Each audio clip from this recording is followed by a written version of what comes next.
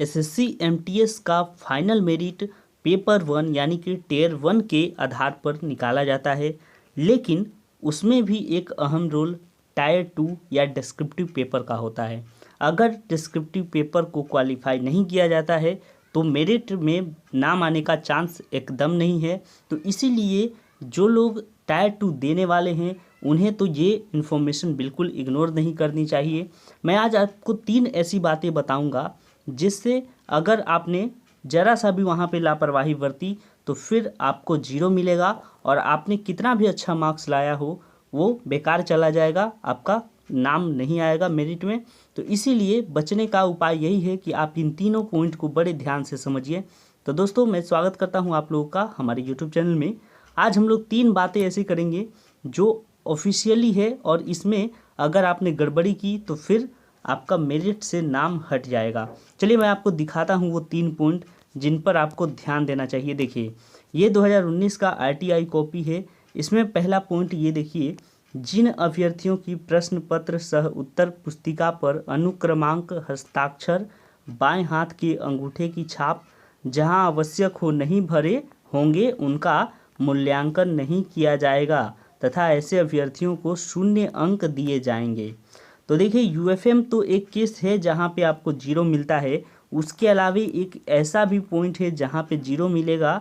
और ये क्या कहना चाह रहा है, चलिए आपको इंग्लिश में भी समझ लेते हैं, तब फिर मैं आपको पूरा डिटेल बताता हूँ।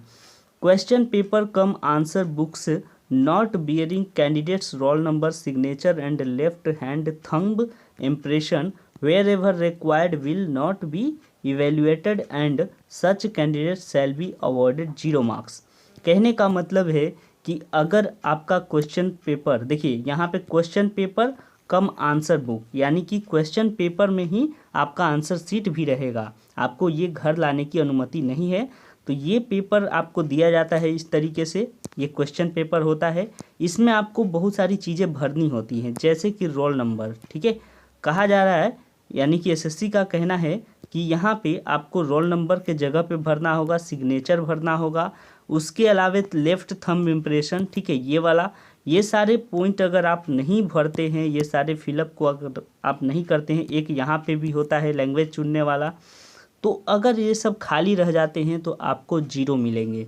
ये बात आप ध्यान रख लीजिए।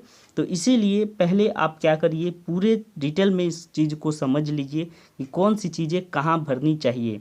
अगर आपको ये पूरा नहीं पता कि कौन सी चीज़ें कैसी भरनी चाहिए, कहाँ पे भरनी चाहिए, तो इसका वीडियो बना हुआ है, आप प्ले लिस्ट में जाकर देख सकते हैं। तो ये पॉइंट नंबर 1 था, बहुत सावधानी से आपको भरनी चाहिए ये सारी चीज़ें। दूसरा देखिए, दूसरा पॉइंट यहाँ पर है, देखिए कह रहा है 1 से अधिक भाषाओं में दिए गए उत्तरों का मूल्यांकन नहीं किया जाएगा। चलिए मैं थोड़ा सा इसको जूम करता हूँ ताकि आपको और स्पष्ट दिखे। देखिए, 1 से अधिक भाषाओं में दिए गए उत्तरों का मूल्यांकन नहीं किया जाएगा। अब मूल्यांकन नहीं किया जाएगा यानी कि 0 मिलेगा। देखिए, अब इस चीज़ को इंग्लिश में भी एक बार समझते हैं। Answers given in multiple languages will not be evaluated.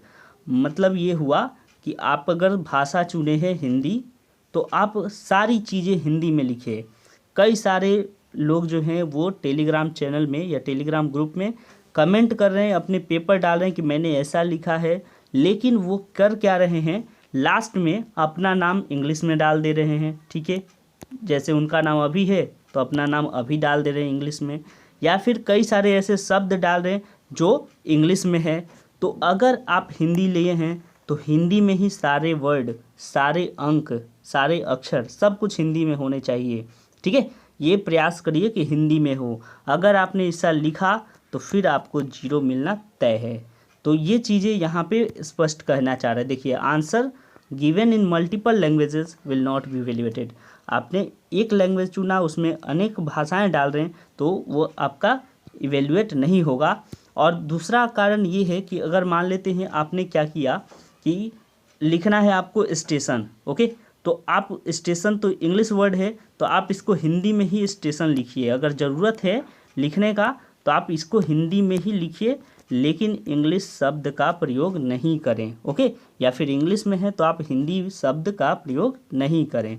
तो ये ध्यान रखिएगा, कोई एक लैंग्वेज।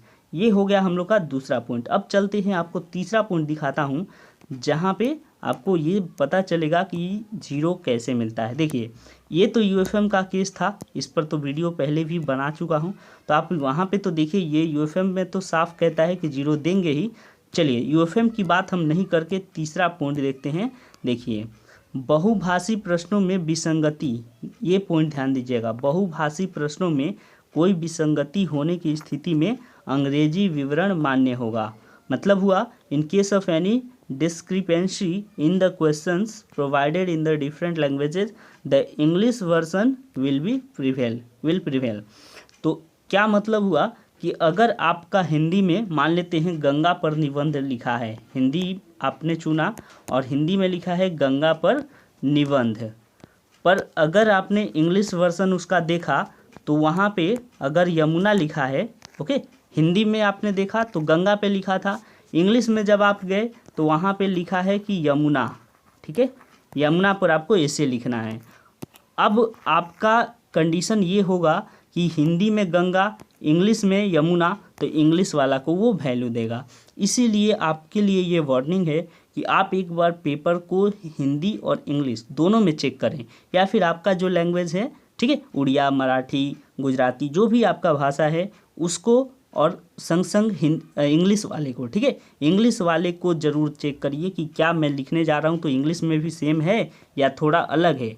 अगर अलग है तो आप दूसरा टॉपिक चुन लीजिए या फिर इंग्लिश वाले के हिसाब से लिख दीजिए। अगर आप ऐसा नहीं करते हैं तो फिर आपको जीरो मिलेगा, क्योंकि आप लिखेंगे गंगा पर पूरी कहानी और यहाँ पे दिया है यमुना पर, तो या तो आपके मार्क्स कम आएंगे या फिर पूरे जीरो आएंगे।